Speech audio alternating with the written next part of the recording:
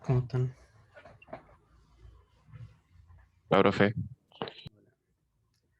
Baltasar, no. Andrés 2, no. Ya, bueno. Vamos a esperar un poquito, porque todavía está entrando gente. Baltasar, yo por mi parte, yo no tengo ningún problema en que te conectes, pero creo que deberías hablar con tú también. ¿Ya? No quiero pasar a llevar al profesor que te corresponde y quizás él se lo haga a su paralelo. ¿Ya? Si tu profesor no tiene problemas, yo no tengo problemas. Ah, no sé. Eso no es problema mío, lamentablemente. Lo siento, Baltasar. Benjamín, sí, es la clase 5. Baltasar, de verdad yo no me gustaría pasar al otro profesor, así que...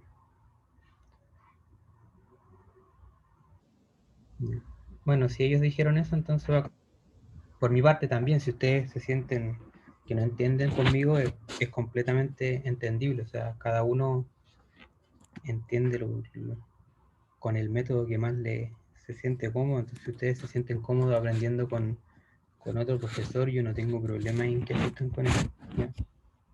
Por ese lado, estamos bien, también conmigo.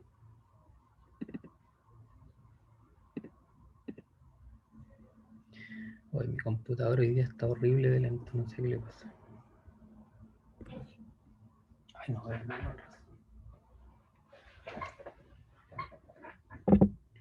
Así quedó pegado. Ay, señor.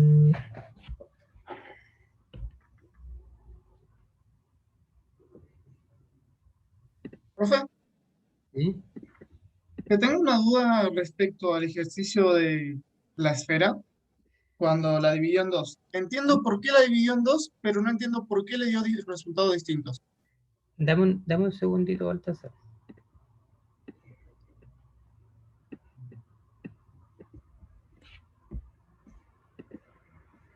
Esta cosa no sé qué le pasa. No sé qué le pasa a mi computador hoy. No me quiere cargar nada.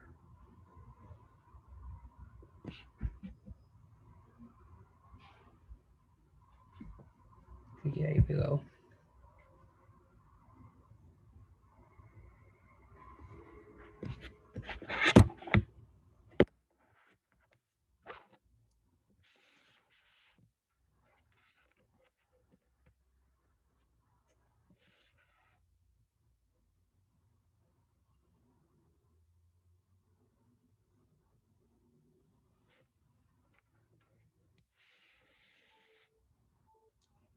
Ahí sí. No sé qué le pasa.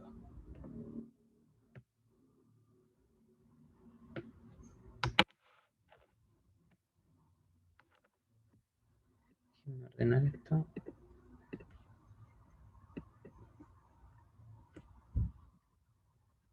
Ya. Ahora sí, Baltasar. Con respecto a qué cosa me va a preguntar.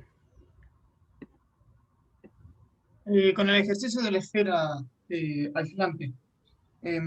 Entendí por qué la separa en dos, pero lo que no entiendo es por qué le da resultados distintos si hace lo mismo.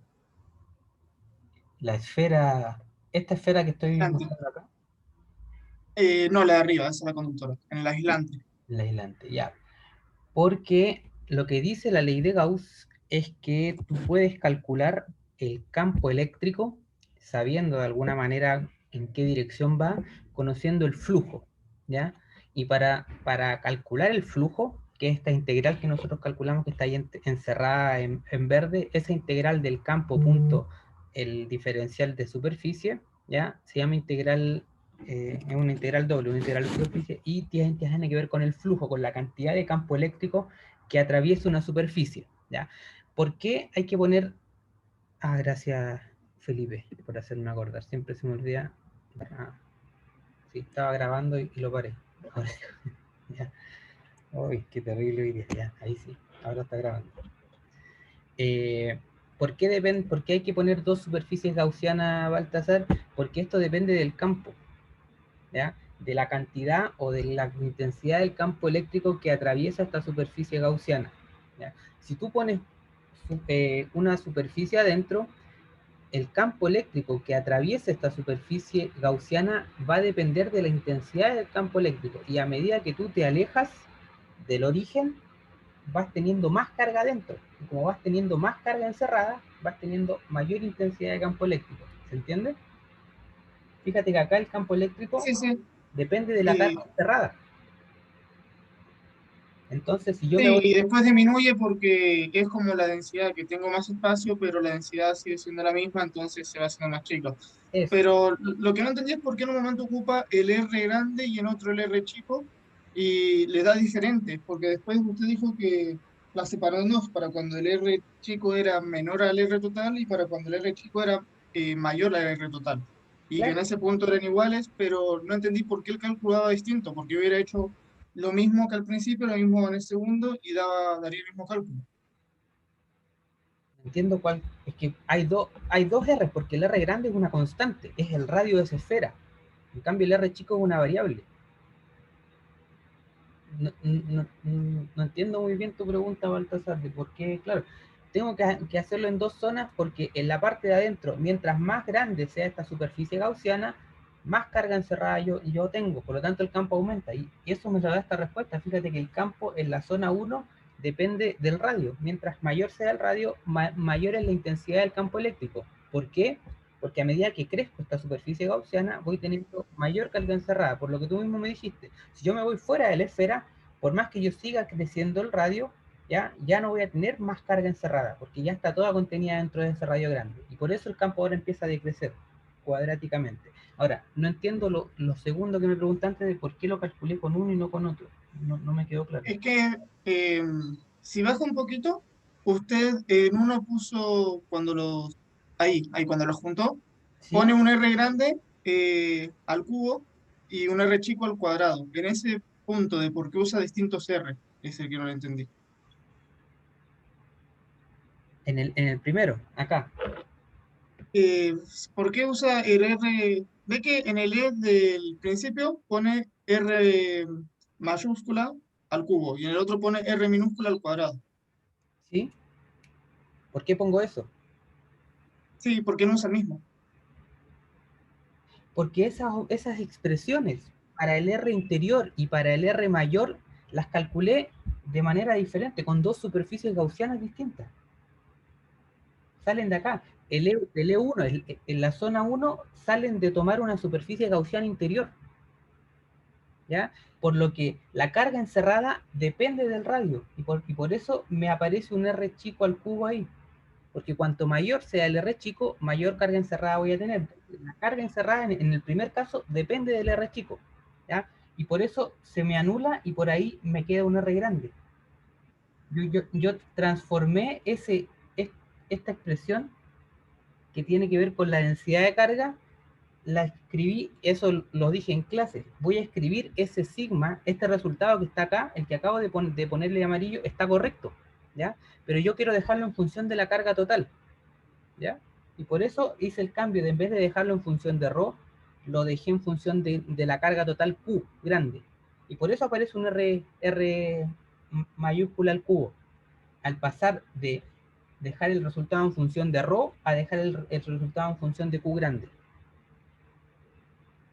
¿Se entiende ahora, Baltasar? Eso, es que eso lo dije en clase, no está anotado con palabras acá. ¿Por qué hice eso? Claro, porque cuando yo hago eso, acá, en el resultado para R menor que R grande y para R mayor que R grande, me es más fácil ver la dependencia. Fíjate que el factor es el mismo y en el interior el campo crece con R. En el exterior el campo decrece con R cuadrado. Y si yo lo pongo en función de Q grande, es más fácil ver que en ¿cómo se llama? En la condición de contorno son iguales. Es simplemente por eso, para una comodidad visual de ver que ese es el punto donde el campo es mayor, porque es el punto donde ya tengo toda la carga encerrada y estoy justo en el borde, y de ahí ya empieza a decrecer. Ahora sí, creo que esa era la duda. Ahora entendí a qué te referías, que no entendía por qué, cuál era la pregunta. Ya. Bueno, yo antes de que Baltasar me hiciera la pregunta, iba a seguir bajando el pie del acelerador y les iba a dar este inicio de esta clase por si tenían dudas. Sé que tuvieron control el día viernes, si no me equivoco, y por lo que vi los resultados, la mayoría les fue bien, ¿o no? ¿Estaba fácil el control o estaba muy difícil? Estaba facilísimo. Fácil igual. Vamos a pedir que aumente la dificultad porque estaba muy fácil. No, eran preguntas conceptuales, eso les había adelantado un poco yo, ¿ya? Y si no, por lo que yo vi, creo que la mayoría de esas cosas las discutimos en clase, creo. Estaba difícil, fueron eso. Entonces, claro, yo tengo entendido que la mayoría de estos controles van a ser más conceptuales que de desarrollo. Ya. Eso entonces. ¿Tienen alguna duda? Porque me han llegado muchas dudas por correo de cosas que son matemáticas, así de cosas de integrales, de que no entienden muy bien cómo pasar los diferenciales, cómo integrar. Entonces les iba a dar este espacio en primera parte de la clase para resolver ese tipo de dudas. Si no tienen dudas claramente, pues podemos empezar ya con la materia. No, Juliana, los certámenes sí son de desarrollo, son problemas más difíciles de lo que aparece en el control y sí hay que hacer el desarrollo como aparece en las guías o como lo hemos ido haciendo en clase. ¿Ya?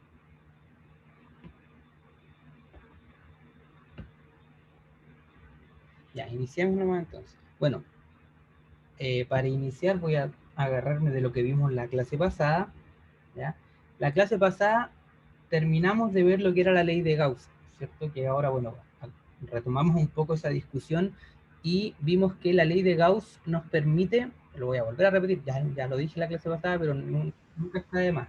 La ley de Gauss es una herramienta que nos permite calcular el campo eléctrico, pero bajo ciertas restricciones, ¿cierto? Para yo poder utilizar la ley de Gauss, el campo tiene que tener simetría, ¿ya? Tiene que tener cierta simetría. Por ejemplo, esta placa, claro, tiene una simetría ya que el campo es vertical, perpendicular hacia arriba por la placa y perpendicular hacia abajo. Si yo tengo ese hilo infinito, yo sé que el campo sale perpendicularmente hacia los costados. ¿Por qué ese hilo debe ser infinito? Claro, porque si yo lo corto y el hilo no es infinito, se genera este efecto punta que discutimos. ¿Se acuerdan? Se acumulan las cargas ahí y el campo ya no es simétrico en los bordes. Por eso se hace este hilo infinito y por eso también se hace este plano infinito, para evitar estos efectos de borde. Siempre que les ponemos algo, estos planos infinitos, estos cilindros infinitos o alambres infinitos, es para evitar estos efectos de borde donde el campo se deforma en los bordes. Profe, tengo una duda. En esa placa infinita, ¿por qué el cilindro no lo cubre totalmente? Porque lo que me interesa a mí, Josué, es cubrir o generar una superficie donde el campo dentro de la superficie sea simétrico.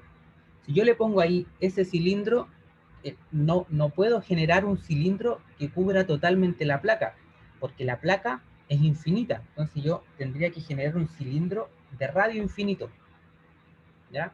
Y si yo tomo un cilindro no de radio infinito, sino que de un radio finito, como está ahí, de cualquier manera, acá dentro de esa superficie gaussiana, el campo dentro, por la parte de arriba, es perpendicular a la superficie y es simétrico. O sea, yo puedo tomar cualquier tapa, puedo aumentar la distancia de la tapa o disminuirla y el campo va a ser el mismo, es constante, ¿ya? Lo mismo por la parte de abajo. Exacto, se toma como para simplificar. De hecho, una superficie gaussiana que también sería válida ahí sería una caja, ¿ya? Pero hacer integrales de la caja hay que hacerlas por parte, entonces se complica un poco. Por eso tomamos un cilindro, porque es más fácil, ¿ya?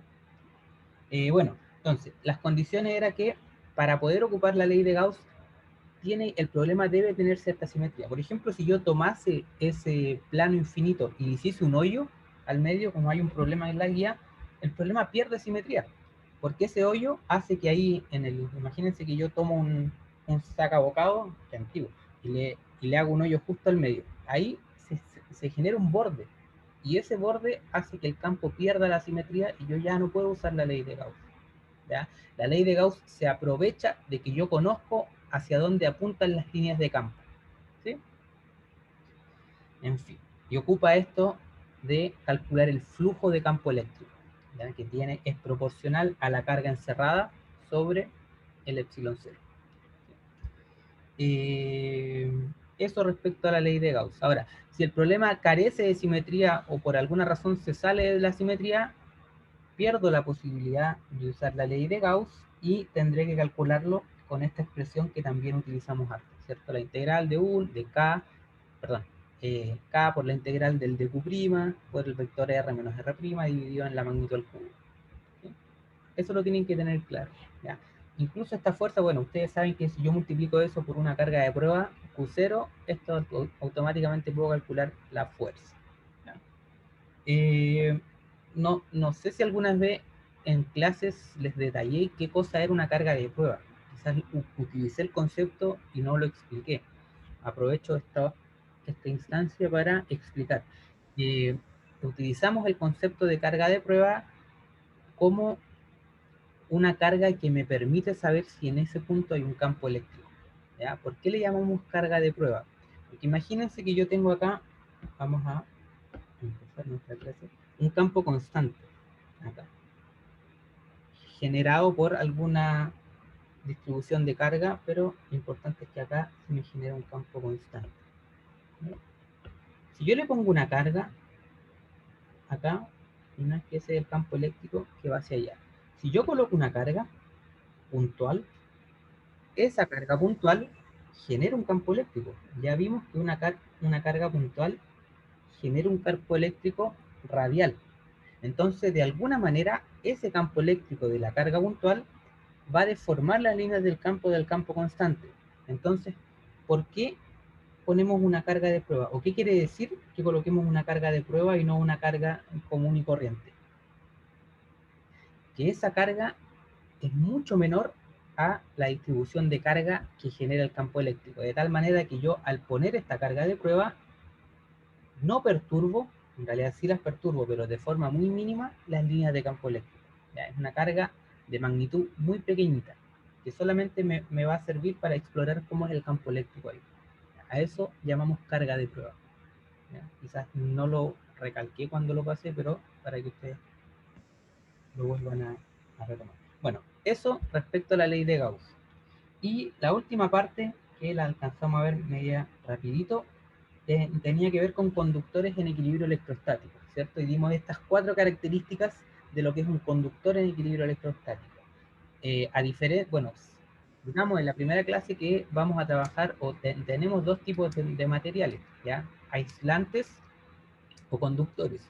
Los aislantes se caracterizan por no tener cargas libres y es por eso que la distribución de carga en los aislantes puede ser de manera homogénea. Esas cargas que hacen que el aislante tenga una cierta carga se distribuyen uniformemente en el volumen o en la superficie o en la línea dependiendo de cómo sea la distribución de carga. Eso no pasa con los conductores.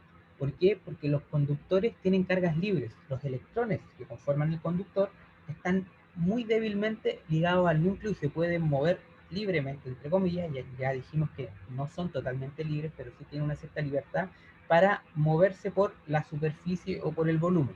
Y es por eso que cuando un conductor está cargado, ese exceso de carga que hace que el conductor tenga carga, valga la redundancia, se mueve hacia la superficie, ¿ya? Como dice ahí en el punto 2. Si el conductor aislado tiene carga, esta reside siempre en su superficie, ¿ya? Producto de esto, y si lo vemos desde el punto de vista de la ley de Gauss, entonces en el interior del conductor el campo eléctrico es cero. ¿Por qué el campo eléctrico es cero dentro del conductor? Porque la carga se fue a la superficie. Y dentro del conductor no voy a tener carga encerrada que me genere un campo eléctrico. ¿Ya? Ahí independiente si el conductor es sólido o hueco. Si es hueco, obviamente dentro del conductor del cascarón no va a haber campo eléctrico porque no hay nada donde pueda recibir la carga. Pero si es sólido, como sabemos que las cargas se distribuyen en la superficie, dentro no vamos a tener carga, por lo tanto no hay carga encerrada y el campo es cero.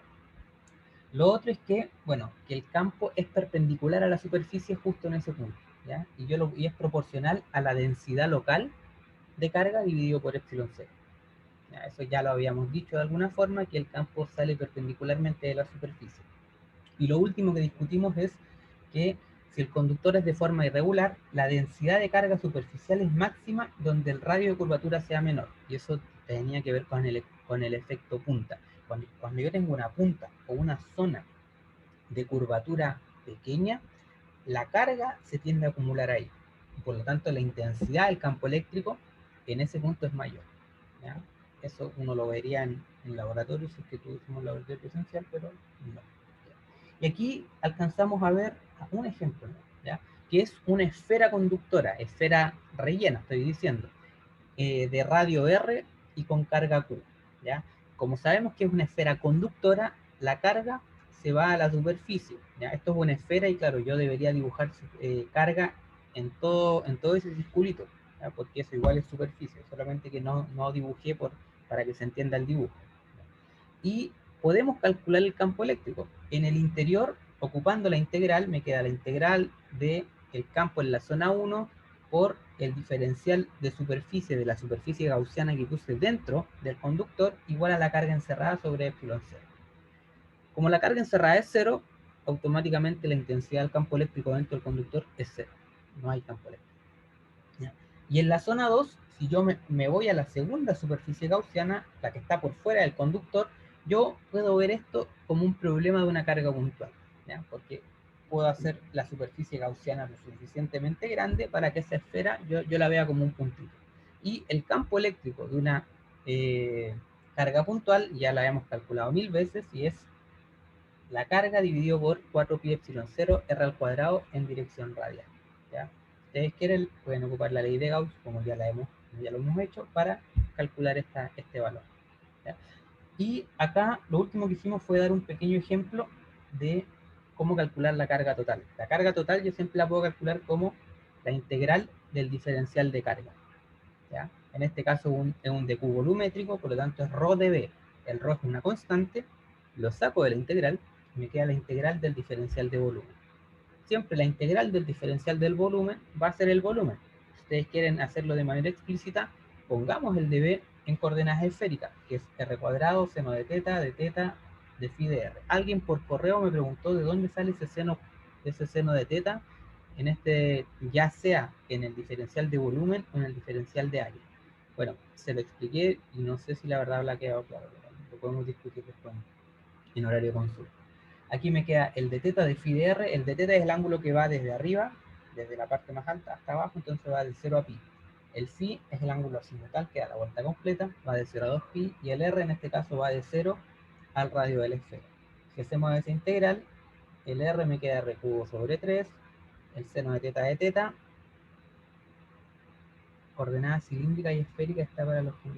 en aula, sí, hay un documento donde especifica donde están puestos, están un poco explicados cómo se calcula, pero lo importante es que si no saben cómo calcularlo, es que sepan cuál es el diferencial de superficie y de volumen en coordenadas cilíndricas y esféricas. ¿Ya? Gracias, Germán. Entonces, hacemos esa integral y justo, fíjense que lo que nos dio esa integral fue 4pi r al cubo. O sea, perdón, 4 tercios de pi r al cubo, que no es nada más que el volumen de una esfera. ¿Ya? Comprobamos que la integral del dB es efectivamente el volumen de esa esfera. ¿Ya? Y la carga total obviamente va a ser cuando R sea el R grande. ¿Ya? Yo puedo calcular, no, en este caso no, porque es y lo último que acá quizás no lo puse, lo puedo completar, no, pues si lo completo ahí no va a quedar en el PDF. Ahí ustedes pueden hacer un gráfico, ¿ya? Lo voy a decir nomás. Fíjense que el campo eléctrico entre 0 y R grande es 0, entonces les va a quedar una línea 0. Y el campo eléctrico para radios mayores que el R grande decae también cuadráticamente, igual que en el caso de la esfera dieléctrica o de la esfera aislante. Es como ese gráfico, con la única diferencia que en la zona 1 el campo ya no crece radialmente, sino que es simplemente 0. ¿Ya? Y hay campo eléctrico inmediatamente después de que yo salgo del radio de la esfera, ¿ya? Por la misma dependencia funcional que aparece acá arriba, ¿ya? Eso. Ahora sí, dicho todo ese resumen, para que no se olviden, comenzamos con la clase de hoy, porque vamos a seguir hablando de esferas conductoras. ¿Ya? Ahora vamos a poner un cascarón esférico. Cascarón esférico. Si tienen dudas, vayan interrumpiéndome nomás, ¿ya? A veces ustedes hablan por el chat y yo estoy concentrado escribiendo y no alcanzo a leer. Entonces, si no los escucho, hablen de nuevo. Ya, tenemos un cascarón esférico conductor neutro. O sea, ya no es un conductor sólido, una esfera sólida, sino que es una parte. Va a tener dos radios. Y lo vamos a poner acá.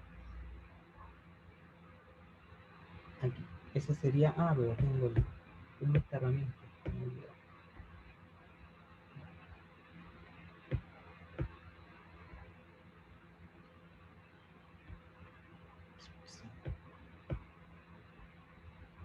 Ahí. Se entienden que es un cascarón esférico neutro, o sea, tiene dos radios. La parte de entre los radios es la parte sólida. ¿Ya? Y vamos a poner acá, claro, si es un cascarón neutro, significa que no tiene carga. Y si no tiene carga, no va a haber campo eléctrico en ninguna parte, porque dentro no hay carga, entre medio tampoco hay carga y por fuera tampoco hay carga. Entonces pierde un poco de sentido calcular el campo eléctrico de un cascarón esférico conductor si es que no tiene carga. Nunca va a haber carga encerrada, campo siempre cero. Entonces lo que vamos a hacer es poner una carga acá, justo en el medio. ¿Ya? Y vamos a calcular el campo eléctrico. Acá el cascarón esférico tiene un radio A y un radio B. Por lo tanto, si tengo ese cascarón esférico, ¿cuántas zonas para calcular el campo eléctrico yo debería tener? Aquí ya empiezo a interactuar con ustedes. ¿Cuántas zonas, cuántas superficies gaussianas yo debería poner? 3, ¿cierto?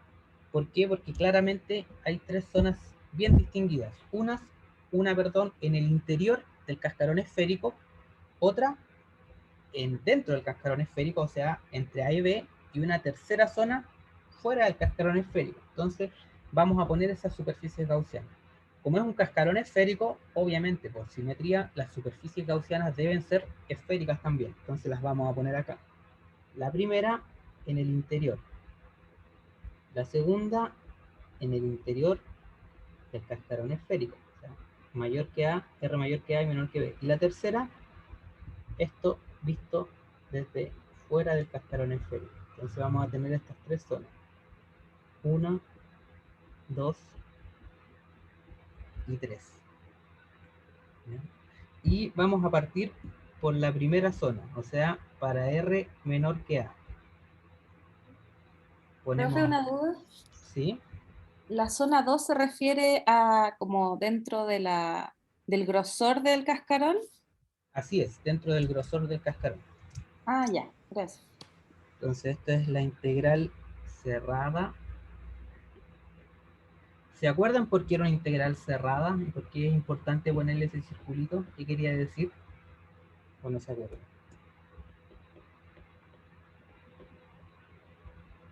¿No? Porque significa que yo estoy integrando alrededor de una superficie que es cerrada. ¿Ya? En este caso, la superficie de la esfera es una superficie cerrada. Por eso aparece el circulito. ¿Ya? No puede ser, por ejemplo, un plano, una ventana. Esa superficie no es cerrada.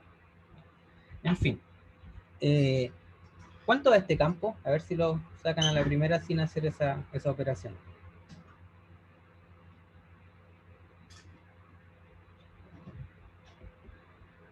¿Cuánto da el campo en la zona 1? ¿Hay carga encerrada? Está en el interior, claro, pero hay una carga Q encerrada. Si hay carga encerrada, hay campo eléctrico. No es cero. Pero, profe, ¿Sí? esa carga Q no es de prueba. No, es una carga. Pues vamos a poner una carga finita que genera un campo eléctrico. ¿Ya? Por lo tanto, acá, si hay esta carga encerrada en este caso, es Q sobre epsilon 0. ¿Por qué? Porque lo que estoy encerrando es Q. 4, exactamente. Q sobre 4 pi epsilon 0 R cuadrado. Es la carga, es el campo, perdón, de una carga puntual. es lo que calculamos, el primer campo que calculamos, ¿se fijan? Ustedes lo hacen ahí, bueno, hagámoslo para no saltarnos pasos. Acá me queda la integral, el campo en la zona 1. ¿Cuál es la dirección que tendría que tener ese campo? Si es una carga puntual, yo sé que el campo va en dirección radial.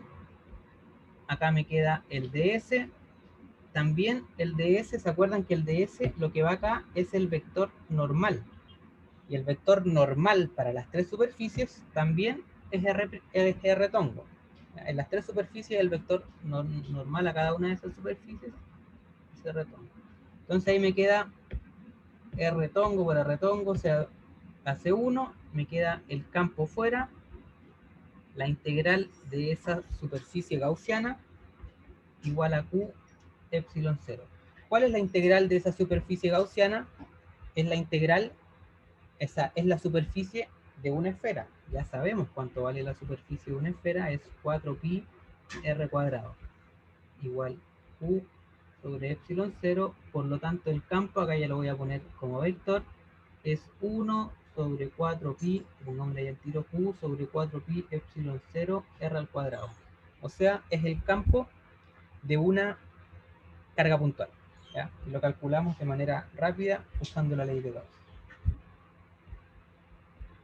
Para la zona 2, la zona 2 es el R mayor que A y menor que B.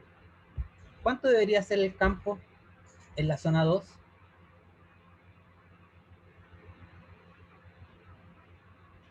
¿Debería ser algo finito? Estamos en el interior del conductor. Ojo, que esto que está acá, quizás lo puedo pintar para que se entienda que esto es el conductor. El campo en la zona 2 es 0. ¿Por qué el campo en la zona 2 es 0? No hay carga encerrada. ¿Y esa carga Q que está al medio? Pero en la zona 2 es no es toda la... es solamente entre A y B. Entre A y B, sí. Y dentro de esa superficie gaussiana de la zona 2 está ese Q. Es raro, bueno, es para pensar, y por eso lo pregunto, claro, es 0 y yo sé que debería ser 0, porque si yo me voy a la clase anterior y me voy al primer, al primer apartado de los conductores del equilibrio, dice, en el interior del conductor el campo eléctrico es 0, sea sólido o hueco. En este caso es un conductor sólido, es un cascarón, y dentro de ese cascarón el campo debería ser 0. Ahora, ¿cómo puede ser 0 si yo tengo una carga encerrada? Y la ley de Gauss me dice que el campo depende del flujo de esta carga encerrada. Si yo tengo carga encerrada debería tener campo, pero por otro lado yo sé que dentro del conductor el campo debería ser 0. ¿Ya? ¿Qué es lo que pasa? Es que en un conductor se pueden inducir cargas, ¿ya? Imaginémonos, y lo voy a poner acá para que se entienda. Si yo tengo un conductor neutro, como está ahí, lo puedo interpretar de la siguiente forma, como que tengo la misma cantidad de cargas positivas que negativas, ¿cierto? Hay cargas libres ahí, positivas y negativas, pero en la misma cantidad, ¿ya? Y por lo tanto, al yo sumar la carga total en el conductor va a ser 0, ¿ya? Es un conductor neutro, ¿ya? Ahora, ¿qué pasa si yo le pongo una carga U acá al medio?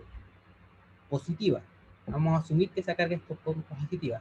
Por fuerzas electrostáticas, yo voy a hacer cambiar esta distribución de las cargas. Borré todo.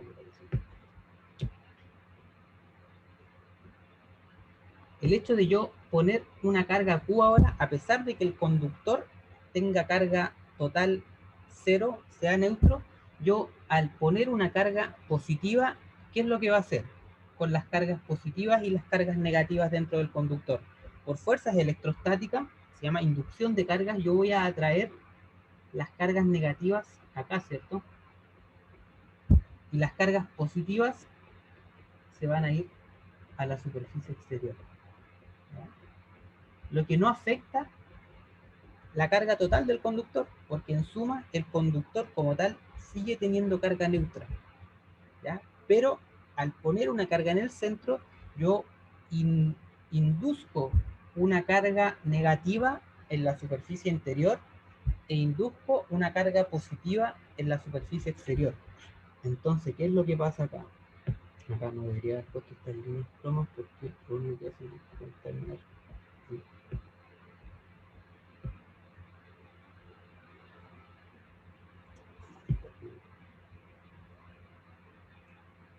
¿Se entiende, no?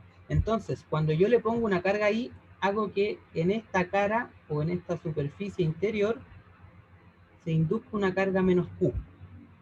Y exactamente se polariza, o es otra forma de llamarlo. Y por lo tanto, en la cara exterior se induce una carga más Q.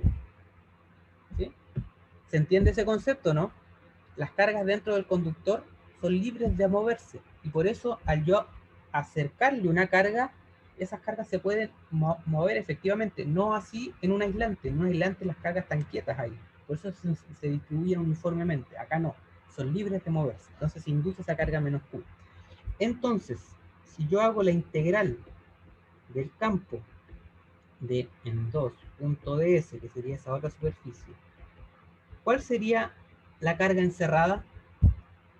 Fíjense que la carga encerrada en esta superficie es todo lo que tengo dentro de la superficie gaussiana 2, que en este caso sería Q, la carga que está justo en el medio, menos Q, la carga que está en la superficie interior, de tal forma que la carga encerrada es 0.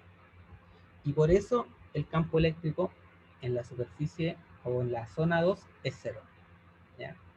¿Queda claro eso? Es algo muy importante que lo van a ocupar mucho, la inducción de cargas. Y así, claro, ahí ya queda claro por qué el campo en el interior de este conductor es 0. Porque por la ley de Gauss no hay carga encerrada por esta inducción. ¿Sí?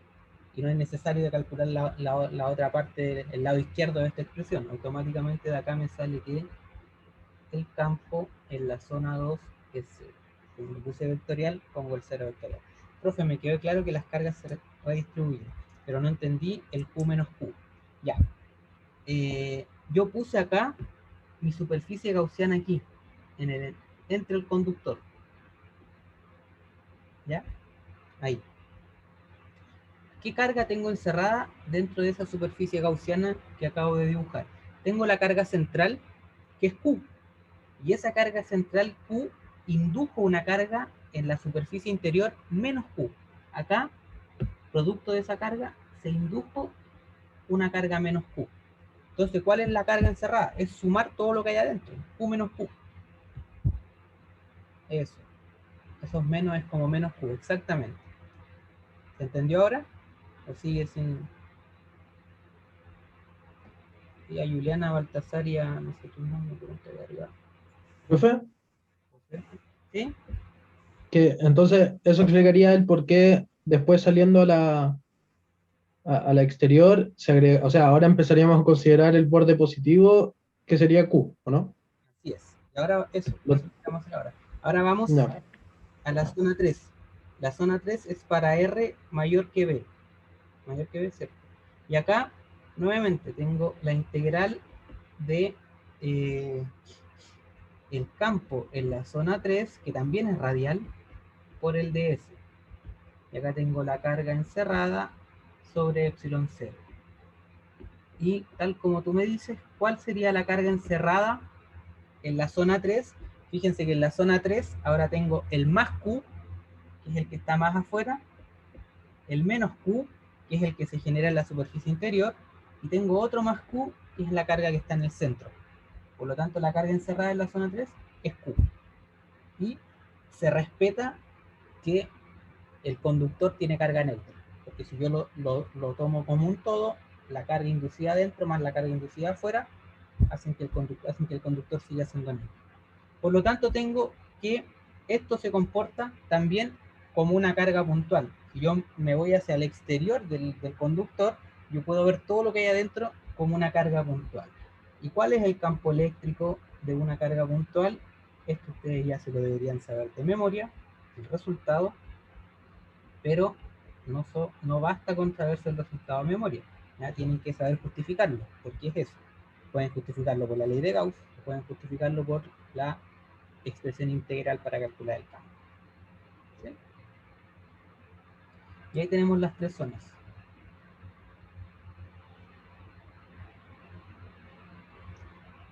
¿Se entendió? Profe, yo no entendí muy bien el tema del tercero. El tercero, acá lo importante es, me voy a la zona 3, a donde tengo esa superficie gaussiana 3. Y bueno, la parte izquierda de esta expresión es la integral, estoy acá abajo, la integral del campo en la zona 3, punto el diferencial de superficie de esa superficie gaussiana. Y eso es proporcional a la carga encerrada, o sea, lo que encierra esa superficie gaussiana dividido por epsilon 0. Si yo me voy al dibujito, tengo ahí la zona 3. Entonces, la carga encerrada es la suma de todas las cargas que hay en el interior de esa superficie gaussiana, ¿ya? Si parto por el centro, tengo una carga Q, ¿ya? Entonces, tengo una carga Q.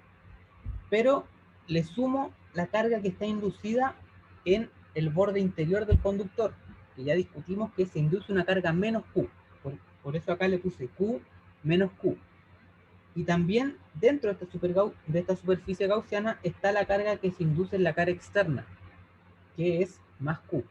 ¿Por qué se induce una carga más Q en la superficie externa? Por lo que explicamos acá, esta parte de acá. Esto es importante que lo entiendan.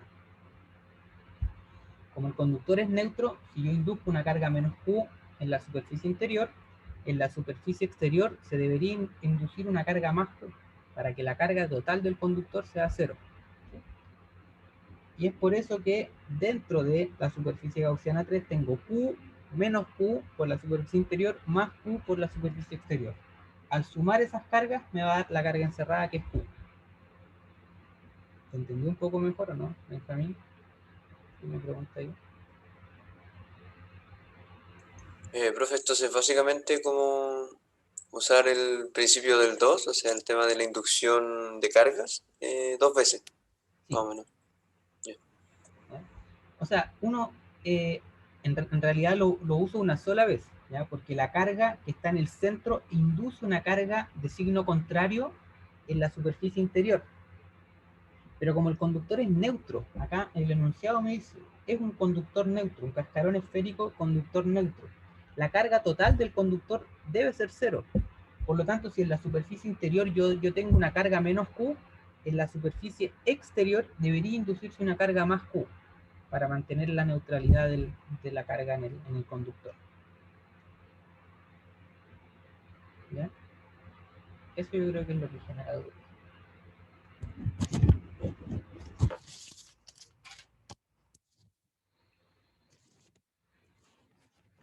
¿Alguna otra duda? Yo siempre la subo, se la subo en el mismo día. Tienen ahí en el aula, hay una parte que dice repositorio, clase, no me acuerdo el nombre que le dimos ya. Pero ahí está todo lo que yo escribo, queda guardadito en un PDF. A disposición suya. Pasamos entonces al siguiente ejemplo. Vamos a pasar ahora de un cascarón esférico conductor a un cascarón. Hago todos estos ejemplos porque creo que es más fácil entender la materia mirándolas a partir de los ejemplos que yo hablando todo el rato y que ustedes no lo vean más gráficamente. Esférico aislante significa no conductor. Profe, lo que pasó en el caso anterior siempre va a pasar con cualquier tipo de figura que sea simétrica y que sea conductor neutro. Mira, Y que esté así como dividido en dos partes, así como. a mí no me gusta Porque hablar eso, de... Perdón, dime. es que eso fue como lo que entendí y no sé si es como que se comporta así así siempre. No, a mí no me gusta hablar de siempre, porque puede existir un caso particular donde hay una condición que no se cumpla esto. A mí me interesa que más allá ustedes eh, entiendan el concepto. Espérate, ahí me tienen otras preguntas. Estamos hablando de algo. Por ejemplo, si yo tengo acá un conductor así, en forma de paralelepípedo neutro, y yo le acerco una carga Q acá, si ese conductor es neutro, va a pasar exactamente lo mismo. La cercanía de esta carga va a hacer que en este lado se acumulen las cargas negativas, porque están más cerca de esa carga Q. Se induce una carga negativa por ese lado. Pero como un conductor es neutro, acá en el otro lado deja, o sea, se inducen las otras cargas para que se mantenga esa neutralidad. ¿Ya? Ahora, el hecho de poner una carga, ¿qué quiere decir? Que yo pongo una carga y con esa carga genero un campo eléctrico.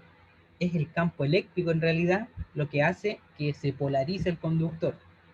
¿Ya?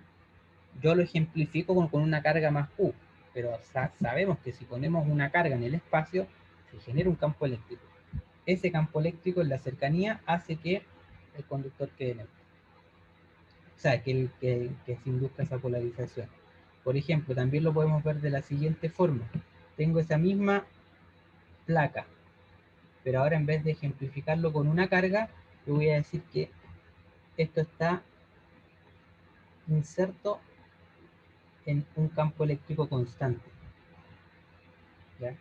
Como es un campo eléctrico constante, ustedes saben que, imaginémonos primero, ¿qué pasa si yo pongo acá una carga negativa?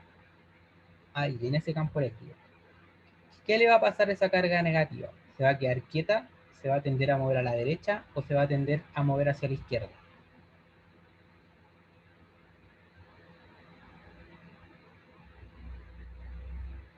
Se atrae, ¿cierto? Esa carga eléctrica negativa se va a mover hacia allá, la contraria al campo eléctrico. Si yo pongo una carga positiva, ¿qué le va a pasar? Lo contrario, ¿cierto? Va a sentir una fuerza, una repulsión, y por la presencia del campo eléctrico, y se va a mover hacia allá, porque siente una fuerza. ¿Ya? Eso es lo que pasa en el interior del conductor. Como hay cargas libres, las cargas libres negativas se mueven hacia acá, porque están inmersos en un campo eléctrico, y las cargas positivas se mueven hacia allá. ¿Ya? Y por eso nosotros decimos que se induce una carga negativa, en este caso por el lado izquierdo, y se induce una carga positiva por el lado derecho. Y ese conductor deja de estar en equilibrio electrostático, porque está polarizado ahora. ¿Se entiende un poco mejor? Y ahora, yo lo he aplicado acá, esto está en coordenadas cartesianas, aquí arriba lo vimos en coordenadas esféricas, pasa en coordenadas cilíndricas, pasa siempre. Pero dentro del campo sería cero, sí, el campo es cero.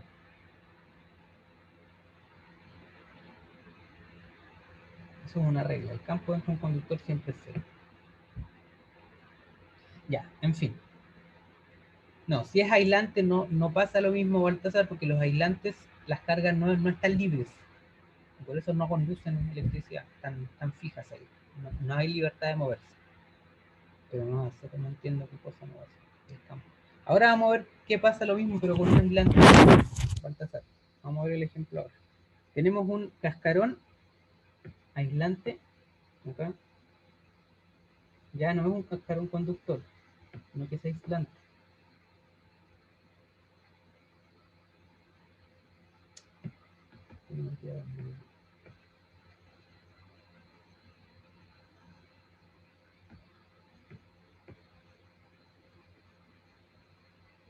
Ahí sí, vamos a ver.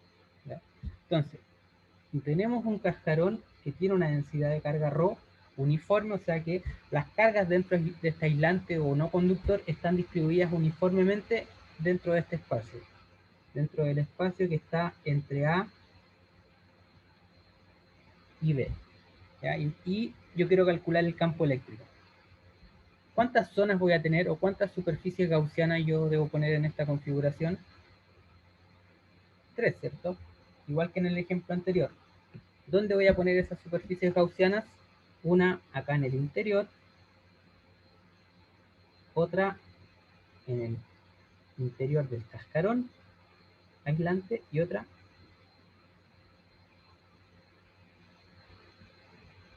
aquí afuera. ¿Ya? Hoy preparé calidad de materia para hoy día y creo que no alcancé a ver nada de eso. Bueno, no importa. Prefiero avanzar así lentito. Zona 3, zona 2 y zona 1. ¿Ya? En la zona 1, que es para R menor que A. ¿Cuánto vale el campo eléctrico en la zona 1?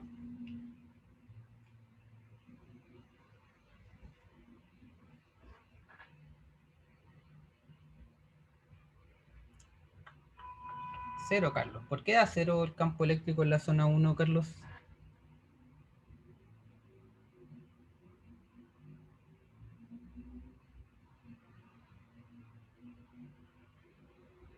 No puede ser porque sí. Porque la carga está, claro, porque la carga está distribuida en el cascarón. ¿Ya? El campo es cero porque no hay carga encerrada. Es por la ley de Gauss, yo sé que el campo en la zona 1, punto el ds de esa superficie gaussiana, tiene que ser igual a la carga encerrada dividido en epsilon 0. Y en este caso, claro, la carga encerrada en la zona 1 es 0. No hay ninguna carga ahí metida al medio. Por eso el campo es 0. Ya, ojo con eso. Zona 2. En la zona 2, bueno, acá ya la carga esa, esto es un cascarón esférico con densidad de carga uniforme. Entonces la carga acá está distribuida uniformemente en esta superficie o en este cascarón, perdón. Aquí.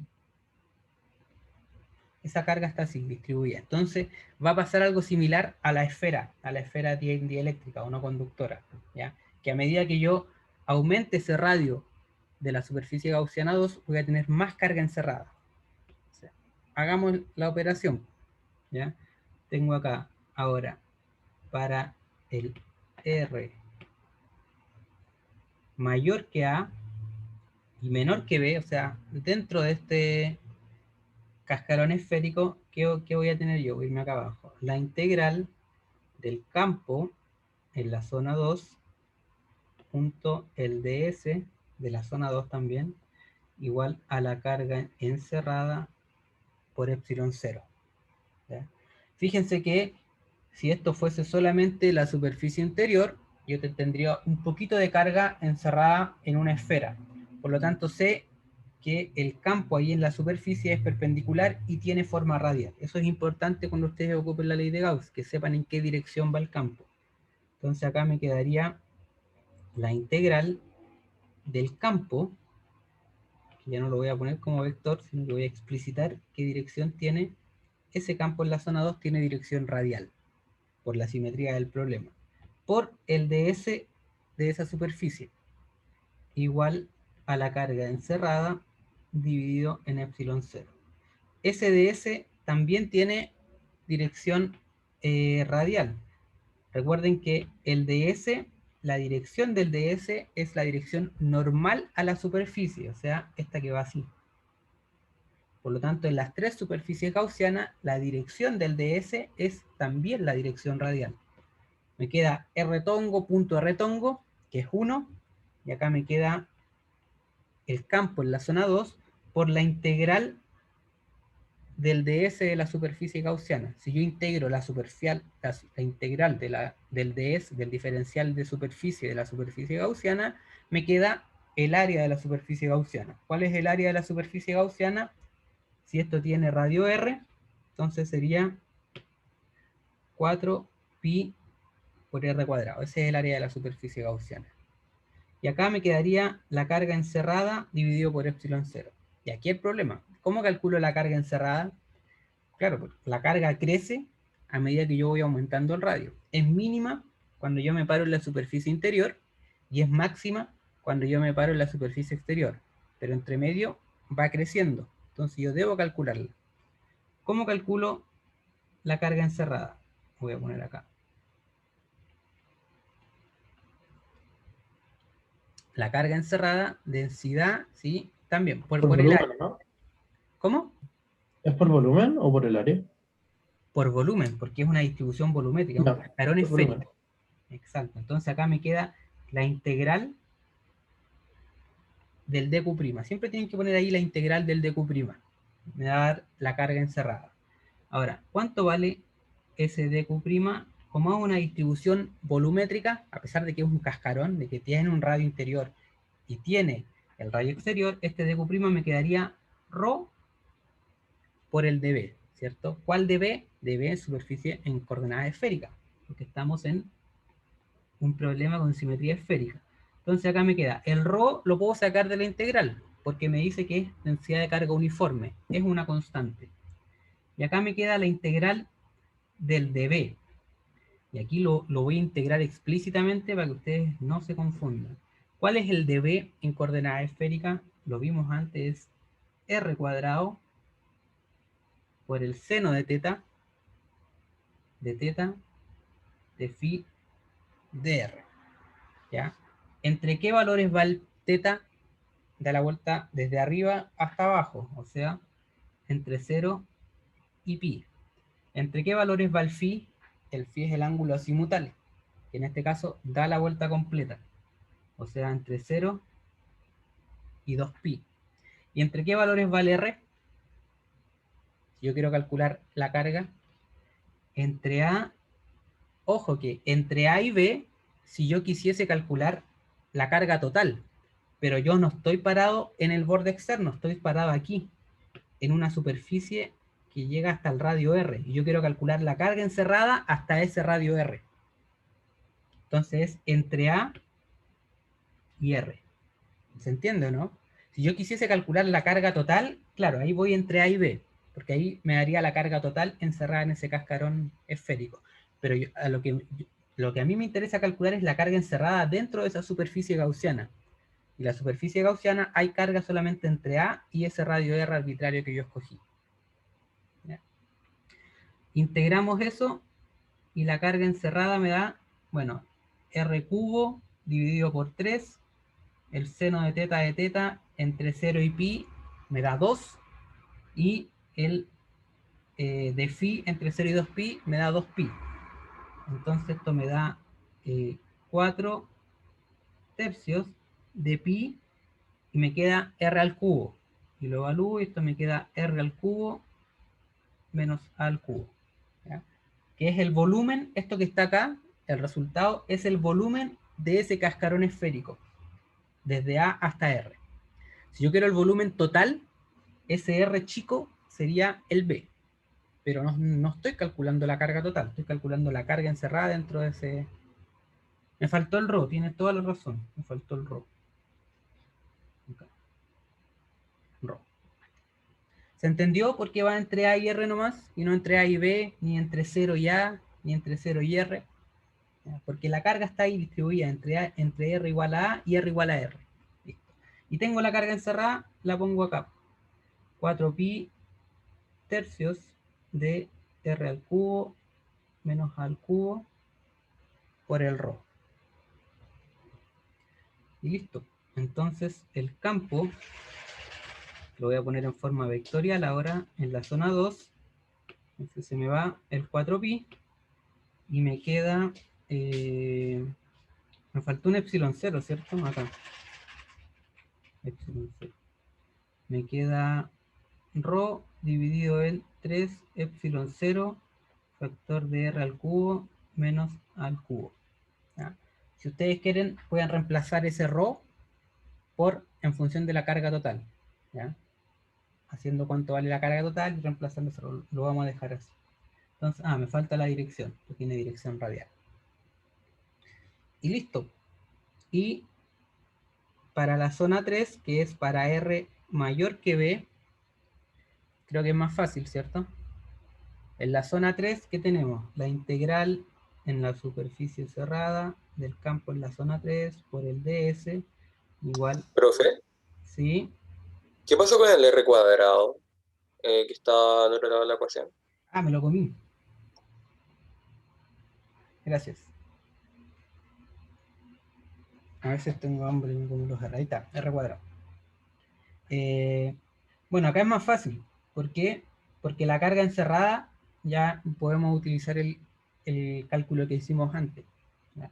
Acá me queda la integral del campo en la zona 3, que también es radial, por el ds de la superficie gaussiana de la zona 3, que también ya lo conocemos, tiene dirección radial, y aquí la carga encerrada es la carga total, yo la puedo calcular ahí. 4/3 de pi, aquí como es la carga total, aquí sí puedo ponerlo el radio b al cubo, perdón, menos a al cubo. Todo eso dividido en epsilon 0. R tongo punto R tongo, me queda 1 y la integral del ds de la superficie gaussiana exterior, el área de esa superficie gaussiana, entonces me queda 4pi por r cuadrado, aquí me queda 4/3 de pi de b al cubo menos al cubo dividido en epsilon 0. Por lo tanto, el campo en la zona 3 me queda, se me va el 4pi nuevamente, y me queda ya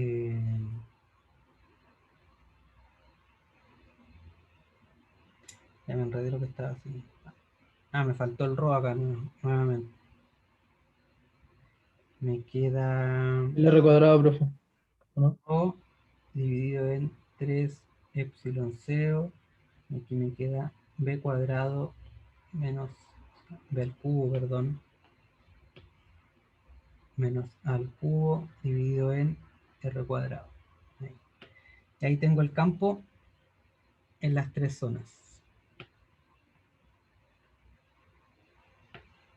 El campo en la zona 1 es 0 porque no hay carga encerrada. El campo en la zona 2, fíjense que a pesar de que hay un r cuadrado en el denominador, en el numerador hay un r al cubo. Entonces, de cierta manera, esto crece con el radio, a pesar de que tiene menos un valor ahí. Entonces, en la zona 2, igual que en la esfera, el campo crece con el radio. ¿Por qué crece con el radio? Porque a medida que aumentamos el radio dentro del cascarón, tenemos más carga encerrada. Entonces la intensidad del campo eléctrico aumenta. Y finalmente en la zona 3, arriba es todo constante y el R cuadrado me queda solamente abajo. Entonces, inmediatamente después de que yo salgo del R grande, el campo empieza a decaer cuadráticamente. Coincide con el campo de una carga puntual. Ese ρ por esto que está ahí es la carga total, ¿ya? Porque después me queda P cubo menos A cubo. ¿Se entiende? ¿O no se entiende? Todo esto son aplicaciones de la ley de Gauss, ¿ya? Entonces ahora ya espero que les haya quedado ese chip en la cabeza de que cada vez que ustedes ocupan Gauss, ¿en qué tienen que fijarse? En la dirección del campo eléctrico.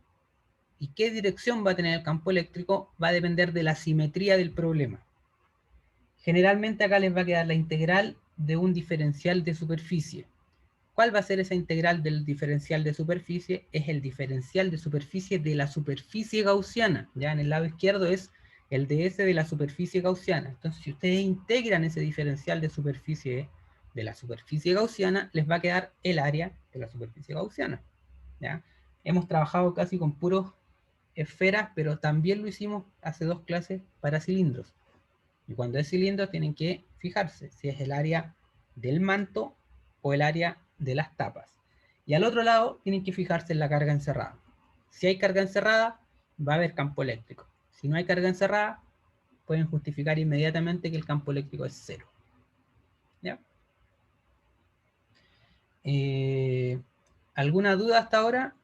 Porque con eso terminamos ley de Gauss y cargas en los conductores. Y esta semana yo debería haber empezado con potencial eléctrico, pero creo que sería poco sensato que en 10 minutos les pasase algo de potencial eléctrico, electrostático. Puedo dejarlo enunciado y retomarlo la próxima clase. No, los voy a marear con tanta información, estamos hablando de una cosa. Pero... Profe, ¿Ah? ¿podría subir un poquito, por favor? No, para sacarle un pantallazo al punto 3. Yo le subo el PDF. No, sí, pero igual, pero era para anotarlo. Ah, ya. Profe, ¿por qué en la 3 era desde A hasta B? O sea, si el como si la cuestión de la superficie gaussiana no llega hasta B. No, porque aquí lo que yo puse al lado derecho es la carga encerrada.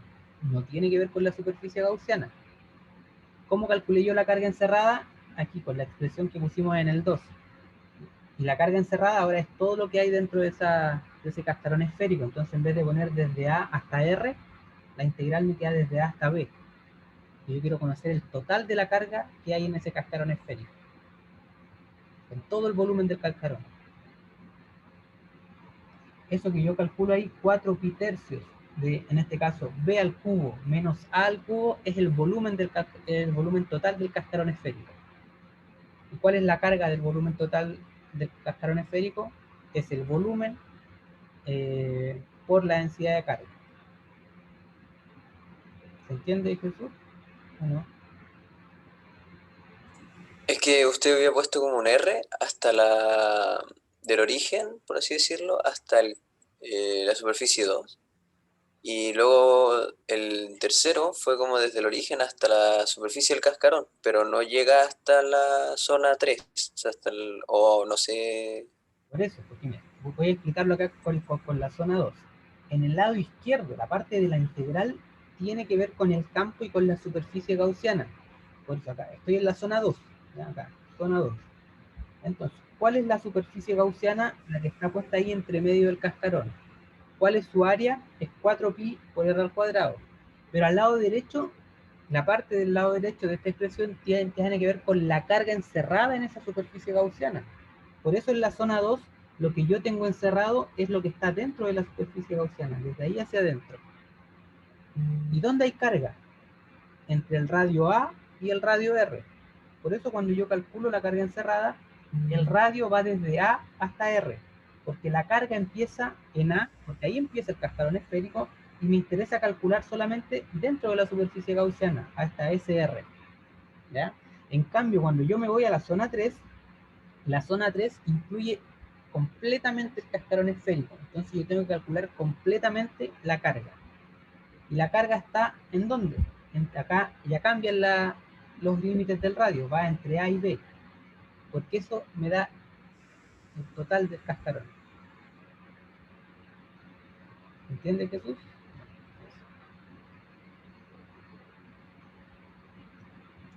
Ya, chicos, quedan 2 minutos.